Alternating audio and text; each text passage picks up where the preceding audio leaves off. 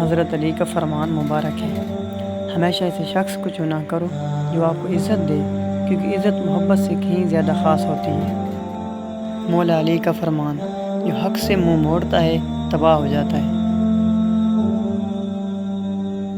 حضرت علی نے فرمایا، جو شخص تمہارا غصہ برداشت کر لے اور ثابت قدم رہے تو وہ تمہارا سچا دوست ہے۔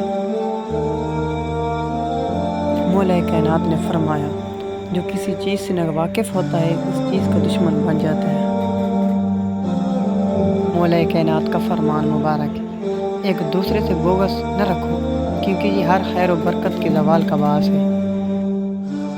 آپ کا فرمان مبارک ہے، اپنے وہ نہیں ہوتے جو رونے پر آتے ہیں، اپنے وہ ہوتے ہیں جو رونے ہی نہیں دیتے۔ حضرت علی نے فرمایا، کسی جاہل کے ساتھ تخت پر بیٹھنے سے تو اچھا ہے کسی عالم کے ساتھ فرش پر بیٹھا جائے۔ حضرت علی نے فرمایا، اگر تم اپنے علم پر مغرور ہو تو جہالت کے لیے یہی کافی ہے۔ اپنے آپ سے خوش ہونا کم عقلی اور بے وقوفی ہے۔ حضرت علی رضی اللہ تعالیٰ عنہ،